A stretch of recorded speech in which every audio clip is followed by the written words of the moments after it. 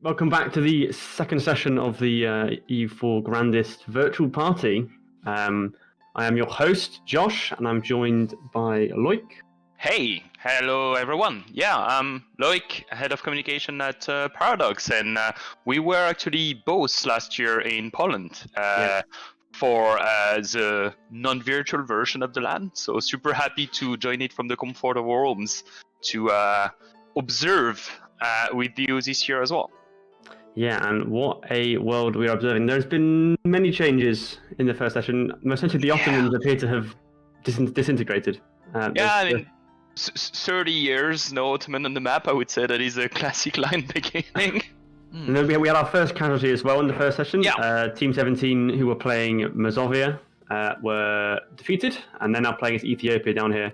Much more diplomatic possibilities that you would get. They have so much room to grow. There is actually, I missed this completely, there is a kill war as well.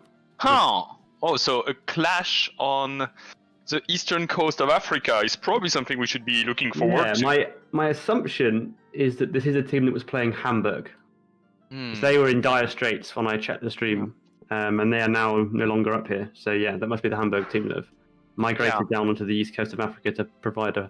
Indeed, as the chat correctly pointed out a few minutes ago, the Swedish War for Independence is the current war against Denmark, and the Sweden they clearly won with the help of the Livonians and Norway.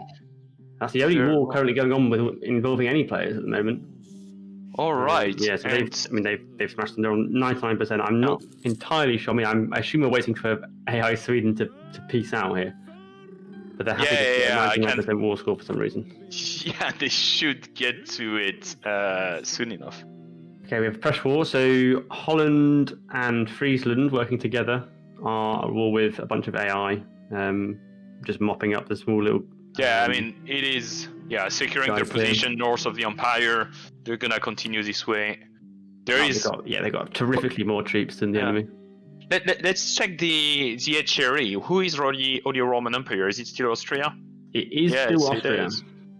Oh, yeah, we're gonna get someone from Crimea to chat with us and explain us that what situation. Oh, actually, they are with us now. Hey, guys. Hello. What are your plans moving forward for Crimea? You're already pretty big. Yes. Well, we are trying to figure out who our next target is. Obviously, we're a little too weak for Muscovy and the PLC. So we're trying to look into a little bit more east into Nogai and Kazan. And we're keeping an eye on the Georgian problem very close, despite them not being on. And we are trying to ease relations with Livonian Order, as they are quite clearly mad about the Rizani vassalization. Yeah, I would understand that from their perspective, that's for sure. Right. You seem to have clean borders enough that you can push towards the east quite safely. So, good. Yeah. Excellent work so far. And also, very cool costume and setup. Thank you. Very cool. Well, we will let you get back at it, and we will be looking closely to how this unnatural vassal situation evolves throughout the game. Cool. So we have some blue flames now. Yes, Karaman is at war with Georgia. All right. Well, that certainly will please our guests that we just had this instant on stream. Yeah. So Karaman, Byzantium, the Mamluks, Serbia, the Knights, and Wallachia going in against Georgia. Muscovy are involved. Yeah, can you scroll back? I want to see this big red and green. Diplomatic. Well, Georgia is in a pretty difficult position right there because I don't see Muscovy helping. The numbers, are fairly equal on both sides. The current Highlight has an advantage, but its troops are much more geographically concentrated. Also, I think it's an AI, and the allies of Georgia are mainly AI. Wow, that is already done. Still, I don't think it's been accepted, but they've offered it got rejected. That was 5 provinces. Yeah, but they're setting their claims, right? It is the psychological warfare is going now because Georgia can probably accept it right away if they want to get out of this and try to find a way to rebuild. Otherwise, except for showing like military tactic genius, I don't see them getting out of this. They might be forced into that peace deal anyway in the end. Yeah. We have Ryazan joining us now, I believe. You have the other side of the Crimean partnership. All right. Hello? Hello. Oh yeah, hello guys. Hi. So beautiful sweater, I must say, and very coherent branding for the whole team. We appreciate it. Actually, it's an amazing merchandise. So really kudos to you. It's really cool. We actually really like it. I don't know if we have you shown on screen yet, but I hope we will be able to get you there. And our goal is probably fixing that right now. So we just had your. I would say your sires, your lords in Crimea. That seems to be an interesting conundrum you have found yourself stuck in. Well, yes, you can say that. You can say that. Well, our early game didn't really go well. We had a bit of bad turns, but we now are quite happy to be a loyal subject of our Tatar overlords, and we see that there is some blocks forming around us, but we're quite confident that in the situation that we are in, we can actually perform quite well.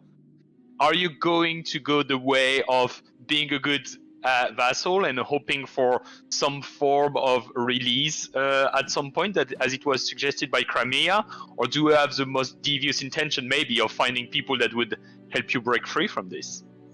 Well, I mean, the game is still open. At the moment, as I said, we are very loyal and happy subjects to the Crimeans, to our Tatar overlords. But yeah, well, in our contract, in our pact, it states that Crimea will release us by their own terms. And so far, they've been very fair to us. They have been very fair overlords. We align our strategies at the moment, and we think that we will keep on doing that for a while, at least as long as our pact goes. But yeah, we haven't heard from any other countries yet that wanted to consult us or to convince us to support our independence. But as I said as well, like at the moment we're not looking for independence. We're quite happy where we are. Especially the Livonians are pressing at the borders. They want to form Russia, right? So they will not be happy to keep us alive. All the protection you can get, right? So, so what are you focusing your effort on right now? Because you don't have a lot of room to grow. Are you developing your provinces? Are you building a strong metropolis in the middle of the fertile plain? That's exactly what we are going to do, and we're also going to help our Crimean overlords to subjugate the other Russian lands north of us. So there is another Russian prince of Moscow who still does not bow to the Tatar yoke, and we shall take their lands. Beautiful, beautiful. Cool. Good luck with that, guys. And we will be following your road to freedom. Perfect. Thanks a lot. You'll hear from us again. For sure. See you guys. See you. Bye. Take care. Bye. Bye. Cool. Which makes me think, Josh, let's have a look at the development map. Let's see, like, those... Oh yeah, Ryazan is like... it's green as well. 34 up here as well. So Paris, by comparison, is 24. Is Ryazan like the capital metropolis of the world? It is. I believe it has the highest development in the world, yeah. Yeah, that is beautiful. Wow. I mean, it is interesting. So, I think we're also gonna get the player from Byzantium, which I'm sure the chat will be very happy about. There's usually hype for the Purple Phoenix. Yeah, in the meantime, a couple of developments of the war. So Georgia has actually done a good job here. I they still have a deficit in troop count, but it's now only 13,000, and they're up on war score currently. I must say that is impressive. They haven't really pushed in their full force yet. Yeah, forces seems to have gathered. We're probably gonna see a hefty battle in a few. Yeah, battle is happening, I think, in Trebizond. Yeah, we got. Who's going to get there first? The cameraman got there first, but it is a hostile fort, so All Georgia right. will get. We have the player of Byzantium with us now, but we're gonna wait for that battle to resolve before starting our chat. As right now in the war, I think there's you are 40,000 fighting. coming in from the on the caravan side. Yeah, this reinforcement from the knights are gonna be the end of it. Oh yeah. They're going to struggle to come back from this. I don't think the Georgians have very much else, and there's Muscovy troops to come down, but I mean that was a very good defense. But at some point, if you don't have the numbers, you don't have the numbers. Yeah. But let's get to the patriarchs in Constantinople. How is Byzantium doing? Hello. We're actually doing pretty good. Yeah, you have restored a part of the old empires, and I heard that you were interested in talking to us a bit more about your plans. Yes, of course. In general, I was just going to say that we have great plans for Orthodoxy. You will see that later on. Regarding to the whole Georgian thing, because I think that has caused some interesting questions, and in general, it might look bad, but to be fair, Karaman, you will see a pact that will go live in a bit. But Karaman are willing to turn Orthodox pretty soon. So this whole thing about helping the Muslims and stuff like that, no. It's technically between 3 Orthodox countries, this whole thing. All and right. We're standing with Karaman. Have you high hopes with, I guess, your Orthodox friend in Livonia to bring the Orthodoxy to the whole of Europe? Is that the ambition in the end? We were pretty good friends with Crimea as well, but we have decided to stay neutral in this whole thing about Livonia and Crimea that might fold out. So yeah, we are looking forward to that if it happens, but for now we just stay neutral. That's what. Very well. Well, thank you. Where are you playing from today? From Greece, actually. From Greece. Oh yeah, so you're Yeah. literally playing at home right now. That is Yep. perfect. Yes. Excellent. Good job, guys. We're gonna follow your expansion and see you later. We might as well have the other side of that conflict, as I think Georgia wanted to share a bit about their side of thing in that conflict that sees them being stomped over. But go ahead, Josh. What is happening now in England? Well- It is the partition we were waiting for. Well, yes. Brittany has done the ideal single-player strats. They've got Aragon, Castile, and France on their side against England. Beautiful. And the Portuguese. So they're having a really good war at the moment. They should gain substantially from this. But if they manage to get their AI allies to give them control of the actual provinces, Yes. which might be their problem right now, because they were probably hoping to get Normandy out of this, but France has sniped this, and AI doesn't give you control back. So they might not be able to get out of this deal what they hoped for. Interestingly, the Holland and the Irish aren't involved in this war. This is the only player here is Brittany. This is Brittany's move. Exactly, and I can imagine that Holland is not necessarily pleased seeing Brittany secure this land that is otherwise just out of their grasp. Well, yeah, it depends. It depends if France is willing to allow Brittany to take places like the Cotentin and God, apologies for my French pronunciation. These good centres of trade here in the node. Yeah, you mean Co and Picardy? My French pronunciation, at least, is something I can vouch for. We are warned by the chat that apparently Crimea and Ryazan joined the player war. They are at war with Livonia. Oh, Okay. so it's another player war. Oof, So and they seem to get their ass whooped. Their attempts if I may. to placate the Livonians do not seem to have worked, and that's a no CB war, isn't it? Livonian aggression. Yeah, it is. They've no CB'd them, I think, with Yeah. like many more troops. So not good news for the shining capitals of Ryazan and Crimea here. 59k infantry to 25,000. Lithuania and Poland involved in this. Oof. Damn, that might be the end for that beautiful alliance. Yeah, first no CB war, no CB, best CB. That is how you plunge a dagger properly on the back of another player, right? Not a bad play from Livonians because, get on top of your potential rivals in this region early on. Oh yeah. No, I think it is extremely smart, and I'm actually super impressed by Livonia pulling that like right now. Yeah, although they are going to get the Crimeans here are going to get caught by Polish cavalry here, and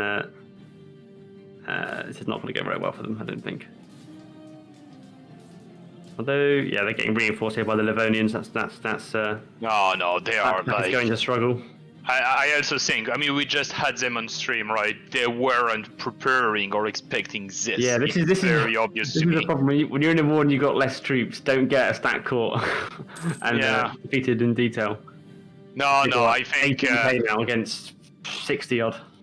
I think we might see at least Ryazan and maybe Crimea like just die and being respawned somewhere else. Crimea is probably going to survive this, but imagine the goal of Livonia is to just break it'd be quite funny if the Livonians decide to take Ryazan off them and make them a vassal of them. Yeah, let's get on stream Georgia, because I think the war is over and they wanted to comment on their side of things. Let's try and have them on stream. I think, they are waiting for us. Hello. Hey, so how did things go? How did things go with what? The war that I hear just ended? Yes. Yeah. It just ended. You seem to have lost quite a bit. So what happened? So to make a long story short, the context of this war immediately is that where we are kind of playing the game had a power outage. So we weren't able to join right when things started, and my two teammates both left to go back to their houses so they could play. Oh no! While I stayed here and held down the fort. So I have no power, and I've basically just been frantically trying to communicate with my teammates and figure out what's going on with the war. So I don't really know a whole lot. No, that is quite impressive what you managed to pull in this dire situation, because the defense pulled by your team was still pretty good considering the unfavorable odds. You very much put up a valiant fight. The war score was positive for a while, and the other team's numerical advantage was whittled down, but then they defeated you in a decisive battle at Trabzon, and you weren't quite able to recover from that. Well, I'm glad to hear that we put up a decent fight. Yes, you definitely did. I must say that it's all the more respect for you guys. I think we're probably going to get some F in chat for Georgia suffering a power outage. You can safely say now that you faced a challenge that no 15th century general ever did. Yeah. Well, I wouldn't put those Fs in the chat for us just yet. I think George has still got still has a future. Is that future at this point more looking towards the east? Well, the deal with the Karaman War was Byzantium entered a pact with Karaman and Serbia and the Knights to split up the Ottomans, and we were not invited to that nor informed of it till after the fact. So when we tried to go and negotiate a favorable border with Karaman, we basically said, hey, look, we're willing to offer you a non-aggression pact for 50 years, and then we will promise on our honor that we will renew that if you want to. And all we asked for in return were the areas of Erzurum and Kurdistan. And that is land that the Byzantines had already effectively ceded to them in the treaty that they made that we weren't a part of. So they basically refused to negotiate. And then we saw an opportunity to kind of take that earlier in the campaign. And we figured we might as well take it just because, we're not going to feel bound by a treaty that we weren't involved in the negotiations of and weren't consulted in. And we did that with the assumption that no matter how treacherous they are, the Byzantines would never ally with a Turkic Sunni state against a fellow brother in the Orthodox faith, but I guess we were wrong. So. I guess the chat has actually redacted their F and is now very clearly rooting for a comeback from Georgia. So we're gonna be following closely with you guys. Yeah, we'll see what we can do. All right, good luck. See you later, and good luck for the recovery. All right, thank you. The Dave. Crimeans have been trying to recover. They've picked off a Lithuanian stack a second ago. Yeah, But they've kind of got themselves trapped in actual Crimea. That is a beating. I am very curious to see what the peace deal is gonna look like. It's definitely gonna Not going to be pretty, and he's already got troops locked in. We have some hashtag Georgia on my mind. Oh, it's rolling dreadfully. A 0 and a 1. Perfect. Ooh. Who did that? Was not a very good. That battle did not go well for them.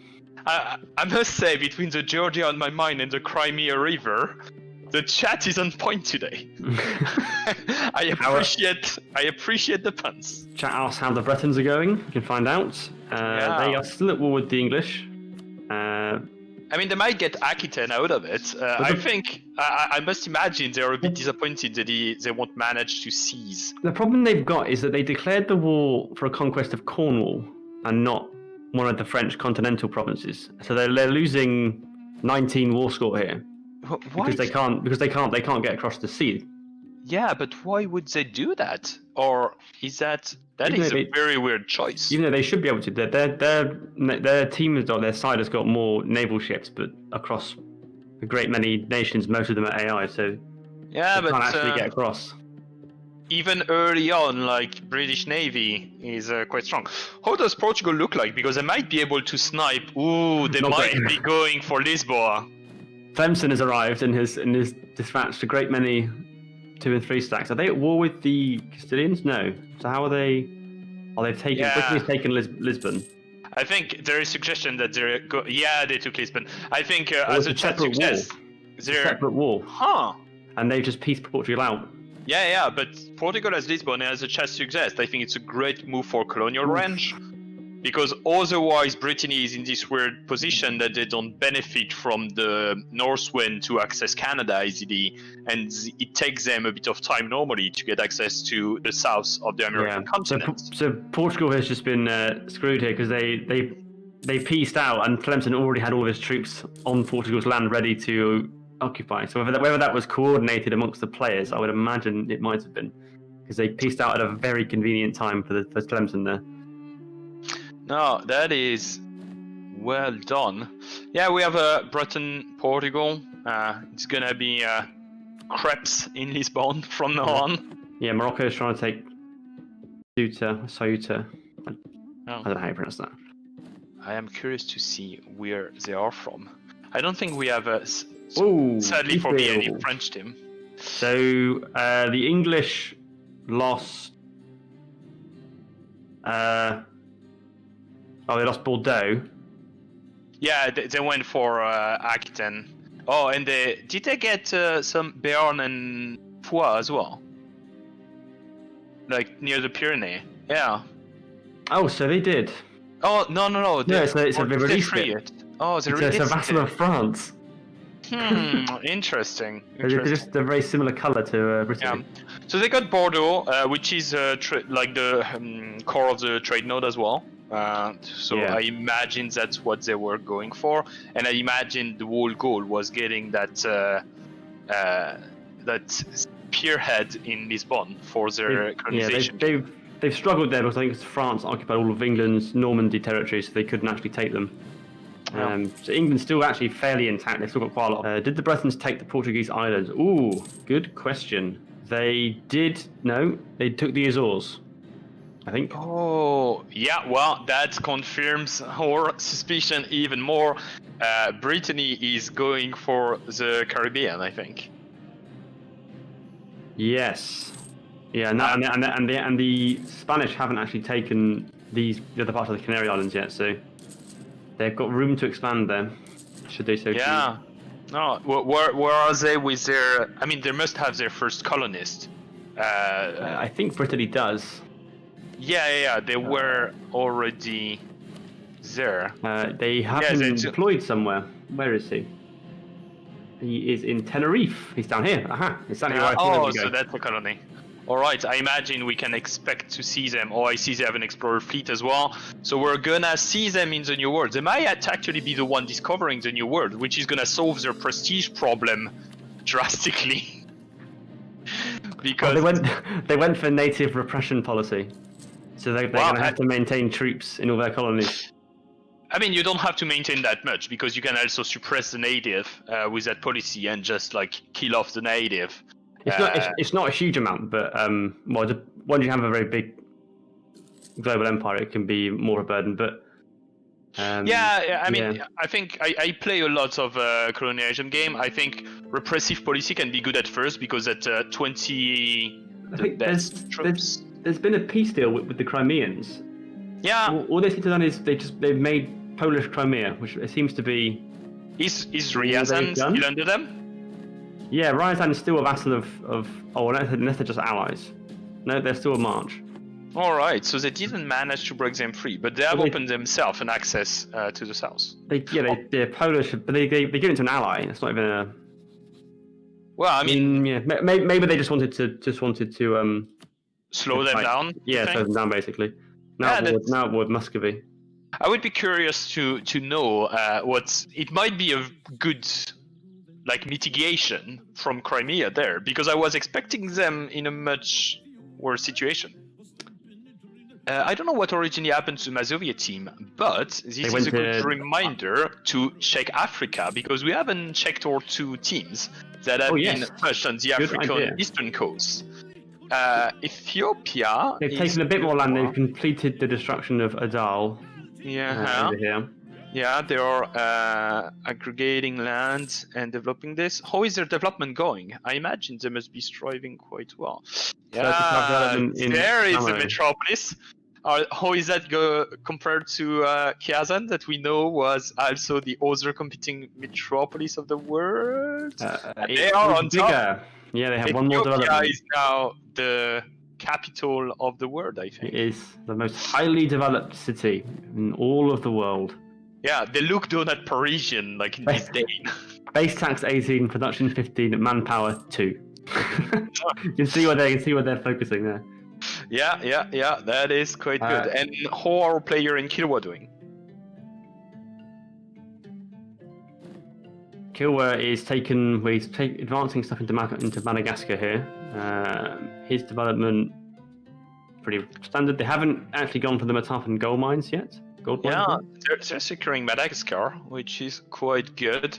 Yeah, people are curious about the inflation in Ethiopia. Their economy must be quite intense right now. Yeah, it is rising, baby. That's definitely going up.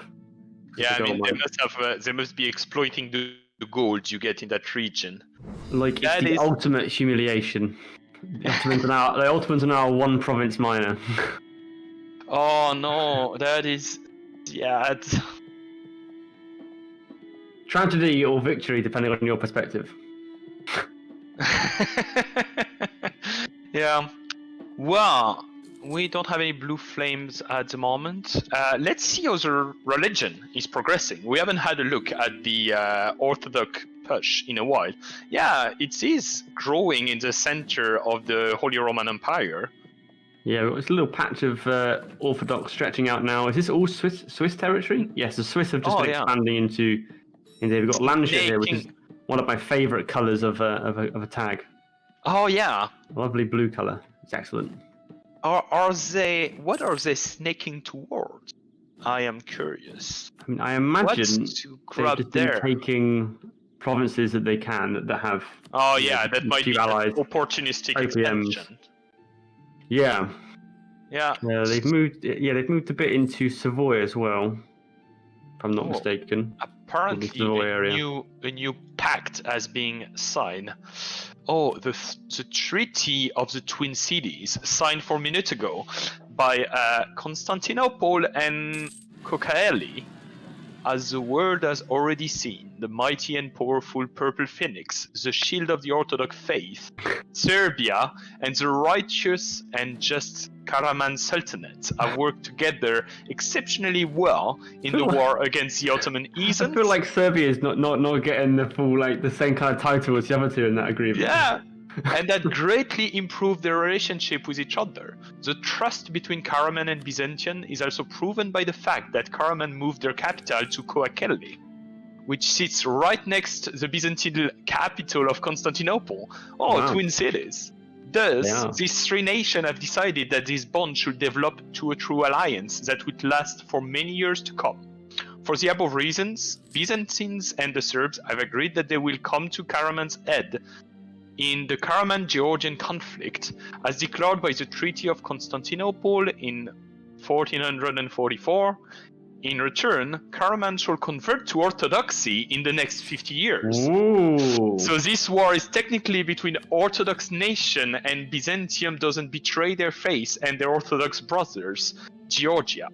Also, Karaman, Byzantium and Serbia will enter a defensive alliance. This pact will last for 50 years and discussion for renewal will start in 1517. So, the Orthodox are pushing. Yeah, I mean that's a big area of Sunni land which is going to become Orthodox. They're going to have Orthodox all the way from Bosnia to the Caucasus. That is impressive. That is gonna be an impressive block. So it means we have a strong alliance. It's actually surprising from Byzantium to accept Karaman as Orthodox brother and renounce the provinces from Asia Minor. It means that their path for expansion is gonna be pretty limited. I mean, they might have a conversation with Serbia, but pushing through Hungary and If they're Poland. allied to Serbia and to Karaman, and Wallachia is a Serbian vassal, then Byzantium can go into Italy, I guess, or North Africa? To some extent, there is a Mamluk on the southern coast, but they don't have an access to it because the Knights are blocking them in Crete. Yeah, and the Knights are at war. I mean, they're all at war with the Mamluks currently. Yeah. Aquinlu, So Morocco, Saleh, and Tunis. where is the Purple Phoenix gonna fly? It is a question for me now. I can only see their expansion either in Italy, and that means clashing with the Pope. And considering they decided to push for Orthodoxy and sort of proclaim themselves as the patriarchs, I guess it is probably what they're going for. They are currently allied with them, but this treaty doesn't mention it. So might well be that behind this Orthodox alliance, it's actually a threat to the papacy that is shaping up. Yeah, there's going to be a clash of Christianity. Yeah, over the over proper Italy, I think. schism. The schism that end in a full-blown out war. Schism with a capital S. Yeah, exactly. Yeah, and a couple of swords as well. Oh man, that's gonna be interesting to follow up. There must be some screaming going on from Serbia, calling their allies back.